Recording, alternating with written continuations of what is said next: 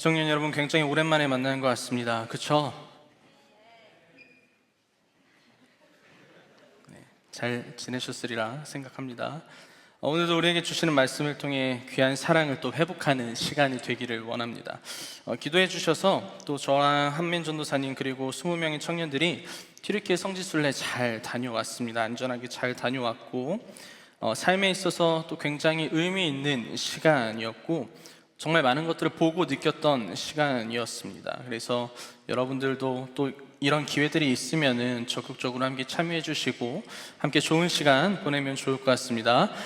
우리가 3월과 그리고 4월 상반기까지 7번에 걸쳐서 진행하는 그 시리즈 이 설교도 튀르키예 성지 순례와 또 연관이 있기도 한데요. 그 1월 달에 이제 우리가 시리즈 설교 주제였던 침묵, 그리고 2월에 베드로 후서를 통해서 바라본 자리를 지켜라 라는 게 있었고요. 3월에는 나의 사랑 나의 교회라는 이제 큰 주제를 갖고 요한계시록에 나온 7개 교회의 모습을 여러분들과 함께 나누게 됩니다. 여러분, 이 시리즈 설교가 왜 중요할까? 저도 이제 제가 시리즈 설교를 매달 정하고 기도하고 하는데 왜 이 시리즈 설교 나의 사랑 나의 교회가 이제 왜 이렇게 주제로 정하게 되었는지를 먼저 나누고 계속해서 설교를 하고 싶은데요. 여러분, 우리는 이 땅 가운데에 교회로 부름받은 사람입니다. 교회란 무엇일까? 늘 이야기하는 거지만은 교회란 건물을 이야기하는 것은 아니죠. 교회의 정의는요, 그리스도를 머리로 삼는 나라는 존재, 그러니까 그리스도를 주인으로 삼는 나라는 존재가 교회입니다. 그리고 그 사람들이 모인 공동체가 교회 공동체라는 거고, 그 공동체가 모여야 하는 곳이 필요했기 때문에 모임 장소를 만들고 건물들을 만들다 보니 이렇게 우리가 이곳에서 함께 하나님을 예배하고 찬양할 수 있는 겁니다. 이 건물이 없으면 우리는 어디선가 밖에서도 예배할 수 있고 찬양할 수도 있고, 이 당시에는 어떠한 건물이 아니라 어느 공터나 다양한 곳에서 이제 예배를 드렸던 것을 알 수 있습니다. 그래서 초대교회에서는 믿는 자들이 공동체로 모였고 각 지역의 이름을 따서 공동체의 이름을 만들곤 했어요. 그래서 쉽게 말하면 우리가 보는 에베소 교회, 서머나 교회 다 이제 그 지역 이름인데 일산교회, 파주교회, 서울교회 이런 의미겠죠. 시간이 지나고 교회들이 진짜 많은 거 아시나요? 여러분들 핸드폰 가게 정말 많은 거 아세요? 정말 많죠. 핸드폰 가게. 대한민국에 핸드폰 가게보다 많은 게 교회거든요. 건너면 다 교회. 여러분 그거 아시나요? 한 빌딩에 교회 2개, 3개씩 들어있는 것도 아시나요? 참 축복받은 나라예요. 그렇죠? 교회가 이렇게 많아요. 그래서 이제는 지역의 이름뿐만이 아니고 교회가 가지고 있는 신앙의 색깔을 따라서 교회 이름을 만들기도 합니다. 거룩한 빛 광성교회는 이 땅 가운데에 거룩한 빛으로 살아가기 위한 성도들이 모인 교회라고 볼 수 있겠죠. 그 안에 철학이 있고 또 신앙이 있고 색깔이 있고 저희가 추구하는 3대 비전 5대 목표가 있다는 거죠. 그래서 우리는 이름이 이렇게 지어지고 이렇게 살아가는 교회다라고 이야기할 수 있는 거예요. 다시 돌아와 교회라는 것, 건물이 아니라 내가 교회고 예수 그리스도의 이름으로 모인 공동체가 교회 공동체입니다. 그런데 여러분, 그 교회 공동체의 가장 큰 특징이 무엇이냐면 그리스도를 따라가는 자들, 그리고 그리스도의 몸을 세우는 게 가장 1순위거든요. 그리스도의 성품, 마음을 품고 살아가고 예수님이 내 주인이 되어서 우리가 그 말씀을 따라서 살아가는 게 교회가 해야 되는 역할의 가장 근본적인 원인이라는 거죠. 그러나 우리가 살아가는 세상과 모습을 보면 우리 모두가 교회의 역할들을 잘 감당하고 있는지, 교회가 교회됨의 역할을 잘하고 있는지에 대한 질문을 할 때 사실 저는 잘 모르겠습니다. 그리고 시간이 가면 갈수록, 지나면 지날수록 저도 목사지만 더 모르겠어요. 왜냐하면 여러분, 교회의 역할이 무엇입니까? 내가 신앙인으로서 살아가야 하는 진정한 역할이 무엇이냐면, 그리스도를 믿는 우리가 해야 되는 진짜 모습이 무엇이냐면, 아무리 서로의 생각이 달라도, 아무리 서로가 싫어도 우리는 그 안에서 그리스도의 몸을 세우는 것이 가장 중요합니다. 그렇죠? 그리스도의 사랑을 흘려보내는 것이 가장 중요하다라는 거예요.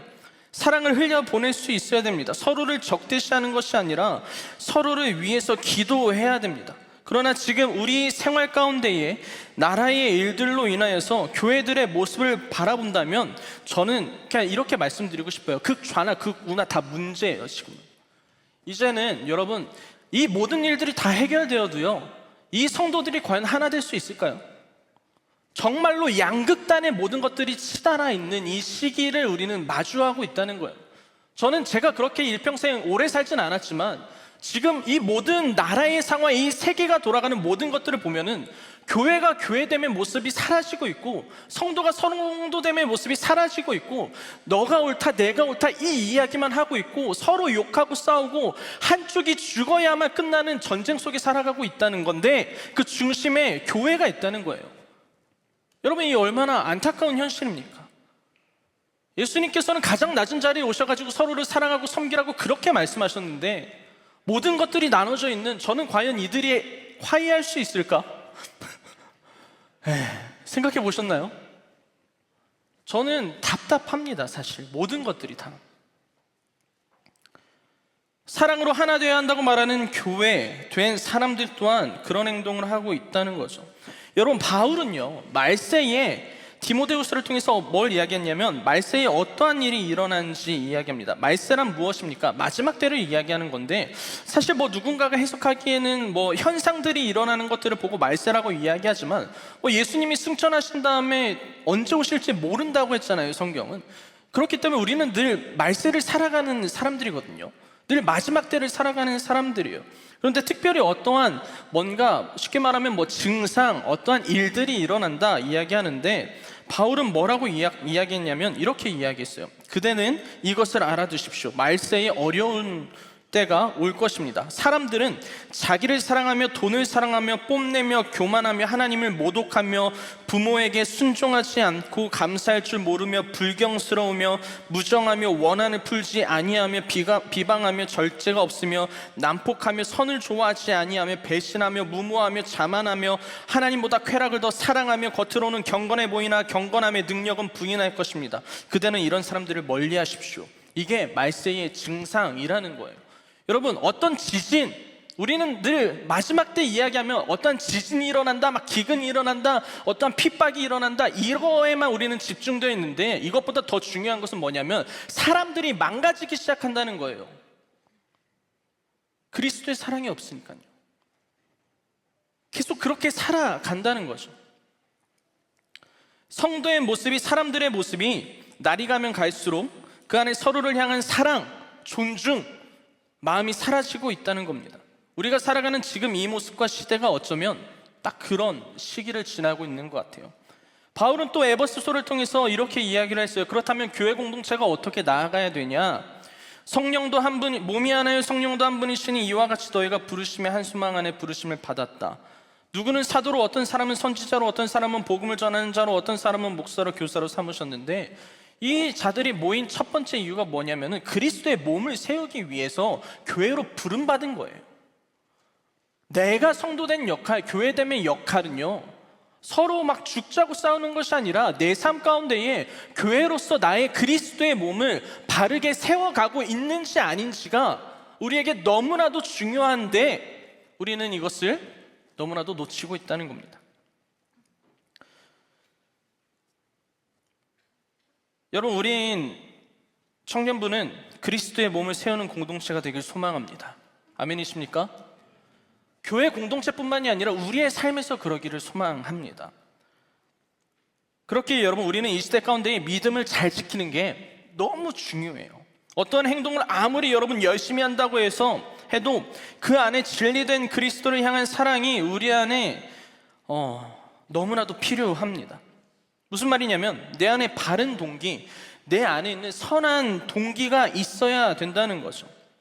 그래서 성경의 마지막, 또 요한이 쓴 계시록은 예수님께서 말씀하신 예언의 말씀을 통해 교회의 모습들을 바라봅니다. 그리고 그 교회들이 어떤 것들을 잘했는지를 칭찬도 하시고 어떤 것들이 부족했는지를 책망도 하십니다. 그래서 우리는 이번 시리즈 설교를 통해서 교회가 도대체 어떻게 나아가야 되냐, 그러니까 우리 교회, 우리 공동체가 어떻게 나아가야 되냐도 있지만은 교회된 나는 어떤 마음을 갖고 어떻게 살아가야 되는지를 여러분들과 함께 나누기를 소망합니다. 요한계시록을 먼저 보면 요한이 예수님께 환상 속의 계시를 받은 내용을 쓴 책이라고 우리는 볼 수 있는데 1장 1절을 우리 한 목소리로 읽어보도록 하겠습니다. 시작. 예수 그리스도의 계시라 반드시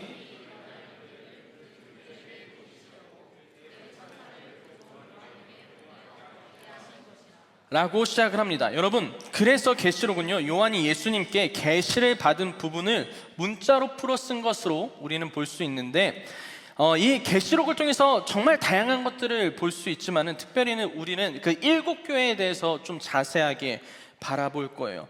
근데 또 7교회 뭐 장점도 있고 뭐 단점들도 있겠죠. 이 7교회는 지금 현재 그 튀르키예 땅에 있는데 여기서 우리가 한 가지 궁금할 수 있는 부분이 있는데 왜 하필 이 7교회를 이야기하는 걸까? 뭐 이렇게 생각을 해볼 수도 있죠. 이미지를 보면은요, 이 요한이 유배당했던 곳이 반모섬인데요. 뭐 누군가는 가까운 교회에만 편지하는 것을 쓴 것인가라고 생각을 할 수 있죠. 뭐 요한이 위치한 것으로 봤을 때는 그냥 이렇게 싹 다 돌리면 편하지 않을까? 뭐 이런 생각을 할 수도 있지만 그런데 뭐 1차원적인 해석인 거고요. 여러 신학자들은 이 7이라는 완전수에 좀 더 집중을 합니다. 7은요 계시록에 등장하는 완전수예요. 그래서 예수님의 모습을 표현한 모습들 그리고 다양한 은유적인 표현을 보면은 뭐 7영, 7금초대, 7별, 7등불, 7천사 그러면서 뭐 7교회 이렇게 나오죠. 그래서 실제로 이곳을 향한 뭐 요한이 예수님께 받아서 쓴 이야기도 되지만은 사실은 모든 교회가 들어야 되는 부분이라는 겁니다. 그리고 보내진 이 서신은 뭐 요한이 에베소에게만 서머나에게만 따로 보내는 것이 아니라 한 번에 써서 이렇게 돌려 읽게 했었어요. 이거 아닙니다. 내려주셔도 돼요. 그래서 회람서라고 이야기를 해요. 그러니까 요한이 에베소 교인들아 받아라 하고 에베소 교회에 딱 편지한 게 아니라 한 번에 이렇게 다 적어가지고 이렇게 다 돌려 읽는 회람서였다는 거죠. 그래서 그렇게 뭐 에베소 교인들도 자기네들의 그 이야기를 보면서 다른 교회들의 이야기들도 봤겠죠. 그러면서 더 많은 것들을 배우고 더 많은 것들을 들었다라고 우리는 알 수 있습니다. 그리고 오늘 우리가 읽은 본문은요 에베소 교회 이야기죠. 예수님께서는 에베소 교회가 잘하고 있는 부분들을 요한을 통해 격려하셨지만 이어서 그들이 회복해야 하는 것들을 함께 말하고 있습니다. 먼저는 첫 번째 2장 1절은 그리스도의 신성에 대해서 이야기를 하는데 우리 1절 한 목소리로 읽어볼까요? 시작. 에베소 교회의 사자에게 편지하라. 손에 있는 7뼈를 붙잡고 7금 촛대 사이를 거니시는 이가 이르시되. 네, 보면은 7별을 붙잡고 7금 촛대가 나오는데 이 7별이 무엇이고 7금초대는 무엇일까? 20절에 나와 있는데 20절도 한 목소리로 읽어볼까요? 시작. 7별의 비밀과 또 7금초대라. 7별은 7교회의 사자요 7촛대는 7교회니라. 네, 7별은 뭐예요? 교회의 사자요 7촛대는 7교회다 라고 이야기를 하죠. 여러분, 교회의 사자는 뭐 동물 사자 이런 게 아니라 뭐 말라크라는 원어가 있는데 보냄을 받은 자, 강한 지도자, 왕, 우두머리, 힘 있는 자 정도로 이야기를 할 수 있어요. 그러니까 이 7별 같은 경우에는 이 교회의 지도자들을 뜻하는 겁니다. 그렇죠? 그리고 7금초 때는 교회의 지도자들을 뜻하는 거고 그 다음에 7교회를 이야기합니다. 그래서 해석을 해보자면 7별을 붙잡고 7금초대 사이를 거니시는 이라는 것은 세상의 모든 왕들 위에 왕이 계시는데 그분이 예수님이시고 모든 교회를 주관하는 이가 이르시되 라고 해석할 수 있는 거예요. 예수님의 완전한 신성을 뜻하는 거죠. 그래서 그렇게 요한계시록 2장은 시작이 됩니다. 그리고 에베소 교회 교인들이 받았던 격려는 먼저 무엇이 있는지를 좀 봤으면 좋겠는데 첫 번째는 나는 내 행위와 수고와 인내를 안다. 그 다음 악한 자들을 용납하지 아니한 것도 알고 자칭 사도라 하되 아니한 자들 시험하여 그의 거짓된 것을 네가 드러낸 것도 알고 네가 참고 내 이름을 위하여 견디고 게으르지 아니한 것을 알고 니골라당의 행위를 미워하는 것도 안다 라고 에베소 교인들에게 그들을 격려하고 칭찬을 먼저 했어요. 그러나 이어서 책만 받은 것이 있습니다. 뭐냐면 그러나 너의 처음 사랑을 버렸다. 이게 첫 번째였습니다. 그리고 두 번째는 그렇다면 어떻게 해야 되냐? 그러므로 어디서 떨어졌는지 생각하고 회개하고 처음 행위를 가져라 라고 이야기를 했다는 거죠. 여러분, 에베소 교인들은 자신들의 행동, 행위, 인내, 다양한 것들을 너무 잘 감당하고 섬겼습니다. 그러나 그들 안에 무엇이 없다고 지금 이야기하고 있나요? 그리스도를 처음 만났을 때의 그 뭐예요? 사랑. 그 사랑이 너희들한테 없다라고 이야기를 합니다. 쉽게 말해서 당신들이 열심히 믿음을 지키고 있는 것은 알고, 수고도 알고, 당신들의 인내도 알고 있지만 그렇게 행하는 모습 가운데에 정작 너희들의 안에 있는 주님을 향한 사랑이 진짜 있느냐라는 질문을 던지는 것이죠. 그들의 신앙 가운데에 행동하는 바른 내 안에 있는 동기가, 그 사랑이라는 동기가 진짜 있냐라는 겁니다. 무엇으로부터 하는지, 여러분 이 동기는 굉장히 중요합니다. 어떤 일을 할 때, 그죠? 내 안에 있는 바른 동기가 있어야 우리가 어떤 일을 해도 바른 일을 할 수 있고 바르게 나아갈 수 있는 거예요. 근본적인 이유가 중요하다는 거죠. 내가 하는 이 일이 어느 순간 그냥 습관적으로 되는 일이거나 아무 동기 없이 행하는 일이 된다면 여러분 그 일이 정말 여러분들의 삶에 과연 얼마나 큰 의미가 있을까요? 아무 생각 없이 어떠한 일을 한다면 말이죠. 그냥 행위에 불과하고 내 안에 실제적으로 들어오는 사실 감정도 마음도 아무것도 남지 않을 거예요. 여러분 제가 축구를 좋아하니까 축구 선수 손흥민이 예전에 손흥민을 어떤 기자가 이렇게 인터뷰를 한 적이 있었는데 몇몇 경기 게임이 풀리지 않고 힘들어하고 패배를 계속하니까 그 기자가 이렇게 질문했어요. 축구가 힘들지 않냐? 직업으로 삼고 있는데 뭐 이런 어려움이 올 때 나름 이제 현실적으로 어렵지 않냐라는 질문이었는데 손흥민은 뭐라고 이야기하냐면 당연히 힘들고 마음의 어려움은 있지만 나는 축구를 너무 사랑한다가 답이었어요. 난 축구가 너무 좋다. 난 축구가 너무 재밌다. 축구는 나의 전부다. 그것이 내가 축구를 시작한 이유고 여전히 그렇다가 그 손흥민 선수의 답이었어요. 그러니까 힘들어도 어렵고 그래도 자신의 안에 있는 그 동기가 바르게 형성되어 있기 때문에 계속해서 그 길을 가는 거 아니겠습니까? 여러분 저도 축구 너무 좋아하는 거 아시죠? 저도 축구를 사랑합니다. 튀르키예 가서 마지막 날 밤에 이제 너무 피곤하잖아요. 마지막 날 밤 되면 너무 힘들고 그런데 저희가 호텔에서 이제 숙박을 한 5번 정도를 했어요. 이제 하루 종일 성지순례를 다 돌고 들어오면 저녁 이제 7시가 돼요. 아침 진짜 새벽 아침 일찍부터. 그럼 이제 쉬어야 되잖아요. 이제 좀 쉬고 그래야 되는데 저랑 같이 방 쓰는 한민 전도사님은 숙소 들어가면 딱 30분 안에 눈이 반이 풀려요. 그리고 어느 순간 그냥 이렇게 잠이 들어 있어요. 그런데 이제 청년들은 연락이 와요. 또 선교사님께 여쭤보면 어른들 대상으로 성지순례를 하면은 어른들은 하루 종일 일정이 너무 피곤하니까 이제 숙소 들어가면 그냥 잔대요. 그래서 저희 청년들 자겠어요? 절대 안 자요. 7시부터 다른 성지순례가 시작이 돼요. 나가고 싶다, 뭐 시장 가고 싶다, 뭐 마트 가고 싶다, 뭐 수영장 가도 되냐? 지들끼리 가면 되지. 같이 가자. 뭐 이게 반복이 됐어요. 제가 계속 나가다가 저도 이제 너무 힘드니까 한 번은 한민 전도사님한테 전도사님 가보실 생각 없냐고 하니까 눈치 없게 또 저는 괜찮대요. 여러분 예전에 한민 전도사님 설교할 때 제가 말하면 이해가지 않아도 순종하겠다고 이런 이야기 하지 않았나요?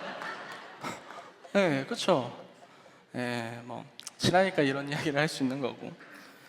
그런데 마지막 날 밤에도 이제 김현태라는 청년이 너무 힘든데 그 띵동을 얼마나 누르는지 적당히 답이 없으면 가야 되는데 아무리 그래도 친하다고 해도 그렇죠. 연태뿐만이 아니에요. 승수라는 청년은 띵동 띵동 그러면은 응답이 없으면은 어떻게 해요? 가죠. 그때부터 어떻게 돼요? 띵동 띵동 띵동 띵동 계속 눌러요. 응답할 때까지. 연태가 찾아와요. 그래가지고 마지막 날 밤에도 찾아와가지고 자기가 또 찾아놨대요. 튀르키예에 있는 스타필드 이러면서. 그래서 야 거기 너무 멀다 그러니까는 택시를 부르면 된대요. 또 자기가 다 알아봤대요. 그래서 갔는데 저희 목표가 나는 그래도 튀르키예에 있을 때 튀르키예 축구팀 유니폼을 사자였었어요. 근데 파는 것도 없고 포기할 만도 한데 가서 꼭 사자는 거죠. 그래서 그러자 했는데 매장을 아무리 찾아도 안 나오는 거예요. 우리가 10시까지 모이기로 했는데 그래도 둘이 축구 너무 좋아하고 사랑하니까 뭐 저는 반 포기였는데 그 친구는 포기를 하지 않아요. 계속 돌아다녀요. 이러면서 하다가 9시 55분에 매장을 찾은 거예요. 그 쾌감이 이루 말할 수 없어요. 여러분, 그래서 들어가서 유니폼 서로 입고 막 너무 행복하고, 야, 막 너 입어봐라, 너 입어봐라 막 그랬는데, 그러면서 너무 행복했다는 거죠. 연태 어딨나요? 왔어요? 네. 자, 보세요. 네. 너무 행복했거든. 왜요? 우리 안에 뭐가 있어요? 제 안에 뭐가 있어요? 축구를 사랑하는 동기가 있어요. 포기하지 않겠다. 내가 어떻게든 이 유니폼 가지고 가겠다. 1시간 넘게 찾아다녔는데 그런 행위 안에 내가 움직일 수 있는 원동력이 뭐였을까? 그 마음, 진정한 마음이었다는 거죠. 또 하나 간단하게 또 생각나는 일은, 제가 이제 성지순례나 선교를 가면 저 혼자 스스로 다짐하는 것들이 있는데, 꼭 이제 청년들 사진을 잘 찍어줘야겠다라는 이제 저만의 나름의 다짐입니다. 왜냐면은 저는 뭐 목사니까 언젠간 살면서 성지순례 또 가볼 수 있지 않을까 생각하지만, 청년들은 성지순례로 뭐 이스라엘, 뭐 요르단, 튀르키예를 갔는데 나중에 또 가진 않겠죠. 인생에 나름 한 번뿐인 시간인데, 그래서 이들이 좋은 것들을 보는 것은 첫 번째고 가장 중요한 것은, 그리고 좋은 추억을 남길 수 있는 것은 사진이라고 생각합니다. 그래서 제가 정말 많이 찍어줘요. 그래서 뭐 이런 포스터 같은 것도 만들어줘요. 하나씩 이렇게 다 찍어서 포스터 만들어주고 액자에 넣어주고, 이 청년들은 집에 가서 장식도 하고. 제가 이제 튀르키예 가서 정말 열심히 찍어줬는데, 이 사진을 보시면은 얼마나, 여러분, 목사의 섬김이 얼마나 대단합니까? 쟤네 웃고 있는 거 보십니까? 쟤네들은 저 찍어줄 생각을 전혀 안 해요. 그냥 지들이 찍힐 생각만 하고, 저는 저거 찍다가 엉덩이 다 젖었거든요.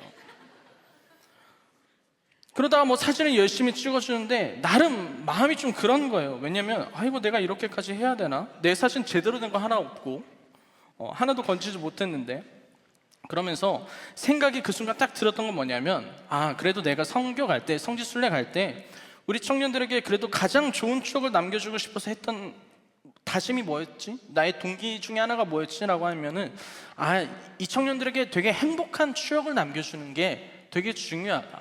기억으로, 자산으로 갖고 있을 수 있는 무엇인가를 남겨주는 게 너무 소중하지 않을까라고 생각을 하는 거예요. 그래서 그게 저의 첫 마음이 이렇게 생각나더라고요. 그때부터는 뭐 제가 열심히 찍어줬고, 잘 나오지 않았나요? 한 명 한 명 이렇게 찍어주고. 되게 웃겨요. 자, 여기가 스팟이야. 그럼 저는 계속 이렇게 서 있어요. 그러면은 한 15명이 뒤에 이렇게 서 있어요.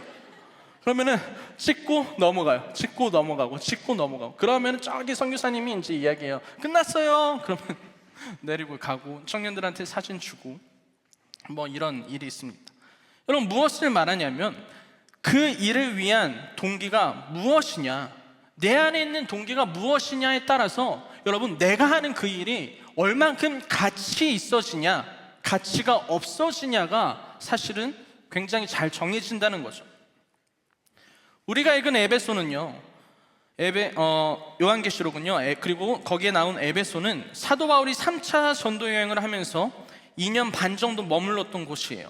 저희가 이번에 소아시아 교회 4곳 정도를 방문했는데, 교회가 세워져 있는 것이 아니라, 교회는 뭐 가면은 거룩한 빛 광성교회 이렇게 뭐 건물이 있는 것이 아니라 그냥 터입니다. 터. 그들이 살았던 터. 그냥 공동체가 있었던 곳. 여러분, 에베소는 정말 큰 도시라고 제가 종종 설명을 드렸었는데, 로마의 지배를 받고 있었지만 로마의 4대 도시 중 하나였어요. 자치권을 인정받을 만큼 굉장히 컸고, 로마 원형극장의 크기가 있는데요, 여러분, 우리가 뭐 성지순례나 다른 곳을 가는데 거기가 로마 통치를 받고 있었던 곳이다. 그런데 원형극장이 있다. 근데 원형극장의 좌석수가 그 당시에 살았던 사람들의 좌석수의 10분의 1로 만듭니다. 그래서 극장이 여기는 25,000석이면 25만 명이 살았던 거예요, 그 당시로. 굉장히 큰 거죠. 그리고 저희가 다양한 곳을 방문해 봤잖아요. 그런데 에베소는 굉장히 큰 도시. 한 장만 더 넘겨주시면은, 이제 뭐 사실 한쪽은 지금 남아있는 터고, 그 당시에 에베소가 이랬을 거다라고 이제 역사학자들이 만들었다고 합니다. 또 에베소는 바다 옆에 있었기 때문에 항구 도시였어요. 그래서 시리아, 인도, 이집트 모든 물건들이 모이는 곳이었고, 식료품도 넘쳐났고, 여긴 보석들도 넘쳐났다고 해요. 그래서 보면은 여러분 바닥에 뭔가 모자이크로 이렇게 되어 있는 거 보이시나요? 그리고 그 옆에 뭔가 터가 있는데 여기가 명품관이에요. 에베소에 여기만 이렇게 모자이크로 깔려져 있고 그 옆에서 보석들을 팔았다라고 이야기합니다. 굉장히 큰 도시였죠. 그러다 보니 정말 많은 사람들이 이곳을 방문하고 살고 있었습니다. 철학자들도 이곳으로 오고 쉽게 말해 잘 나간다고 하는 사람들은 에베소로 모여들었다고 합니다. 그러다 보니 어떤 일이 일어나냐면 그리스 헬라 문화의 종교, 로마의 종교가 짬뽕이 되었던 거죠. 그래서 특히 아데미 여신을 섬겼는데 에베소의 수호신이라고 알려져 있는데 그리스 신화에 등장하는 여신입니다. 여러분 잘 보면은 이게 뭔가 이렇게 이게 가슴이 26개가 24개? 26개가 달려 있는 겁니다. 그러니까 풍요의 이제 신이라고 알려져서 신상을 저렇게 만든 거예요. 그를 위해 제사를 드리고 남자 사제들은요 24마리의 황소 고환을 잘라 목에 걸어주면 본격적인 축제가 시작됐다고 합니다. 음란의 파티가 그곳에서 이루어진 게 에베소인 거예요. 여러분 잘 살고 부유하고 모든 것이 다 있고 모든 쾌락이 다 있던 곳이 에베소라는 거죠. 실제로 사도행전을 보면은 바울이 복음을 전하고 에베소에 있는 많은 사람들이 복음을 영접한 순간 아데미 여신을 섬기는 사람들이 분노했다라는 부분들이 사도행전에도 실제로 적혀 있습니다. 그 안에서 믿음을 지키는 게 여러분 쉬울까요? 전혀 쉽지 않죠. 너무나도 어렵겠죠. 그런 교인들에게 예수님께서는 요한을 통해 격려해 주셨어요. 뭐였나요? 첫 번째, 내가 내 행위를 안다. 뭔 행위였어요? 악한 자들을 용납하지 아니한 것입니다. 얼마나 그곳에는 이방신들을 섬기는 자들, 음란과 문란과 쾌락에 찌들어 있는 자들, 악한 자들이 많았을까요? 그들과 같이 되지 않으려고 에베소 사람들은 그들의 문화에 들어가지 않으려고 했고 용납하지 않고 자신들을 어떻게든 일단은 지켰다는 거예요. 두 번째는 뭘까요? 한 목소리로 읽어보도록 하겠습니다. 시작. 수고를 한다. 자칭.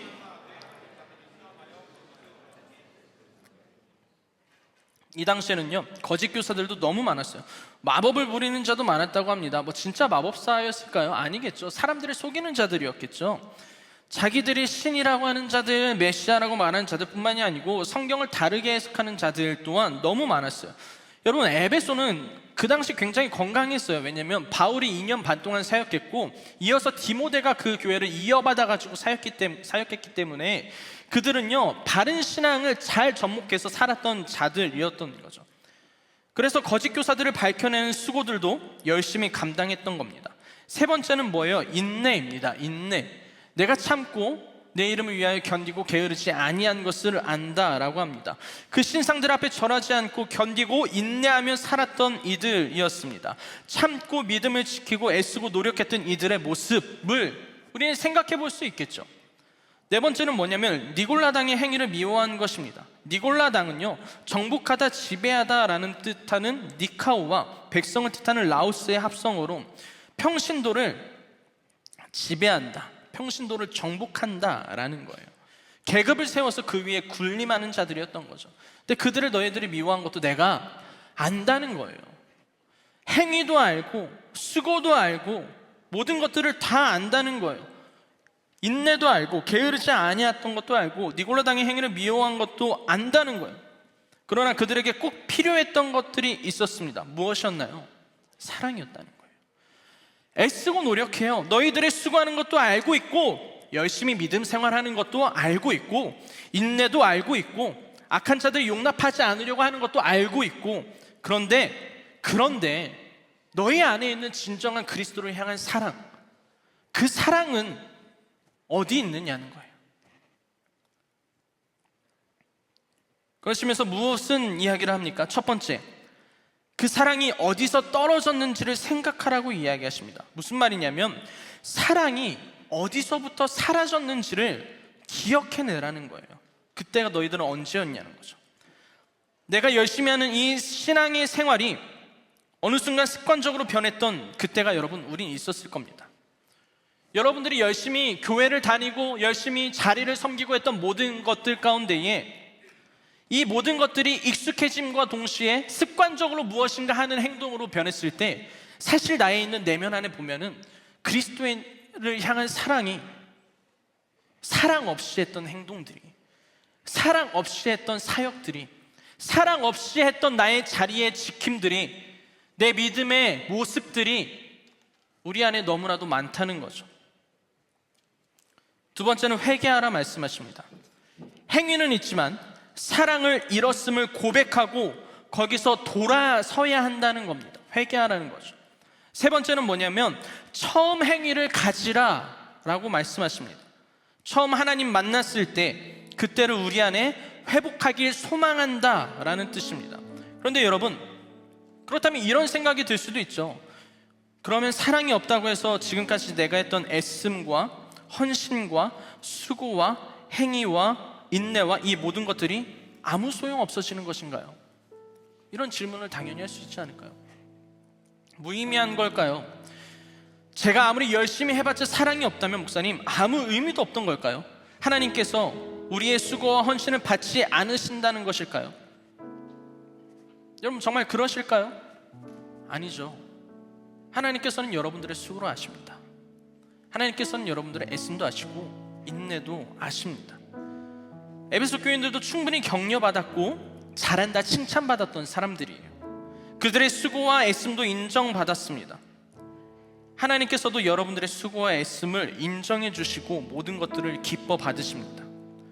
하나님께서 여러분들이 이 땅을 살아가며 믿음을 최선을 다해 지키는 것도 알고 계시고, 때론 화가 나고 힘들 때 인내하고 버티며 살아간 것도 다 알고 계시고, 하나님께서는 여러분들을 칭찬하시고 격려하길 원하십니다. 그런데 여러분, 그 안에 사랑이 없으면 안 된다고 하신 이유가 무엇일까요? 그냥 감정적으로 어떤 사랑을 이야기하는 걸까요? 그런 게 아니라 하나님을 향한 사랑으로 나의 믿음의 행위들이 발현되어야 우리가 수고하고 애씀으로 인하여서 지치지 않을 수 있다는 겁니다. 이해하셨나요? 껍데기밖에 없는 행위들을 한다면요, 내 안에 바른 동기가 없는 일은 여러분 너무 잘 알잖아요. 우리를 지치게 합니다. 행위만 있는 행위는 우리를 지치게 해요. 그리고 그 일을 하는 이유도 우리는 전혀 찾을 수 없어요. 아무리 열심히 하지만 그로 인하여서 얻어지는 것이 없기 때문입니다. 여러분, 사랑 없는 행위는 공허만 남습니다. 내 안에 아무것도 남길 수 없어요. 아무리 열심히 하지만 그로 인하여 얻어지는 것이 없기 때문이죠.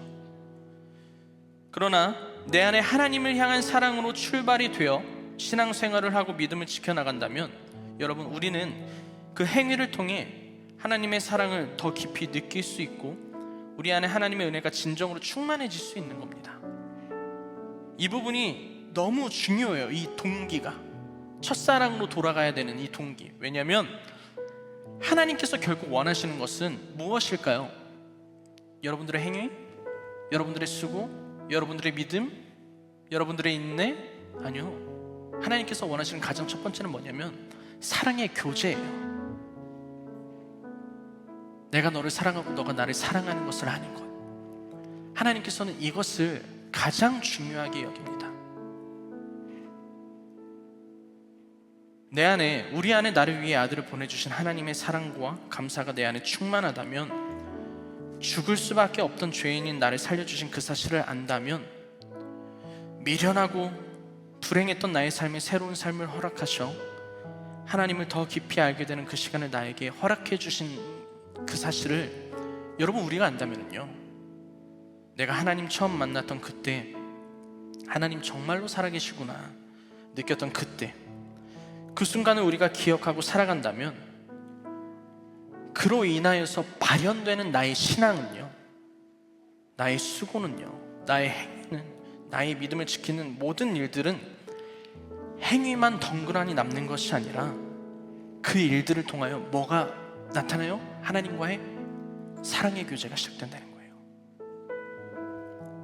그래서 말씀하시는 거예요. 사랑으로 출발하라고, 다시 돌아가라고, 나 만났던 처음 그때로, 그때 기억하라고. 그게 우리 안에 있어야 여러분들이 무엇을 하던 그 행위 안에 사랑이 있는 겁니다. 그 인내 안에 사랑이 있는 겁니다. 왜요? 사랑이 출발이잖아요. 그로 인하여서 그 행위와 인내를 통해 뭘 알아요? 하나님의 사랑을 알고 그 사랑의 교제가 우리 안에 시작이 된다는 거예요. 그래서 이 에베소 교회에게 하신 말씀은 뭐냐면, 너 사랑 없으니까 문제야 라고 하는 것이 아니라, 너 열심히 너무 잘하는 거 아는데 그 사랑의 교제, 우리 처음 만났었던 그때, 난 그때가 더 좋았다고 말씀하시는 거예요. 내가 너를 만나줬을 때, 너가 나에게 고백했을 때, 하나님 사랑해요. 주님 사랑해요. 날 위해 죽어주신 그 주님의 십자가 사랑이 나는 너무 감사해요 라고 말씀하셨던 여러분들의 그 고백이 하나님은 필요하신 거예요.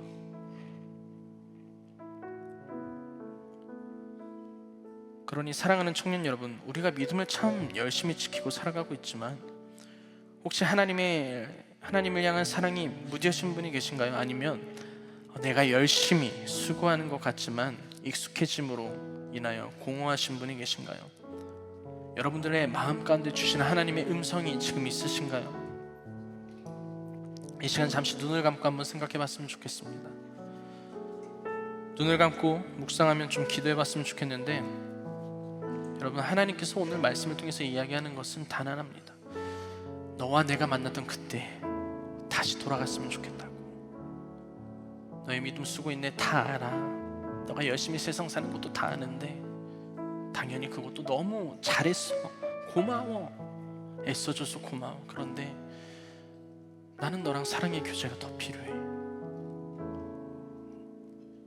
여러분들 예수님 처음 만났던 때가 언제인지 기억나십니까? 그때 여러분들 고백했던 여러분들의 고백 기억하십니까? 무엇이었습니까? 주님, 나 살려주셔서 감사합니다. 주님, 나 만나주셔서 감사합니다. 나 주를 위해 살겠습니다. 우리 이런 고백 아니었나요? 하나님께서 여러분들에게 말씀하십니다. 내가 너를 사랑하고 그 사랑을 회복하길 원한다. 여러분들의 마음을 하나님 앞에 이 시간 올려드리면서 기도하길 소망합니다. 기도하겠습니다.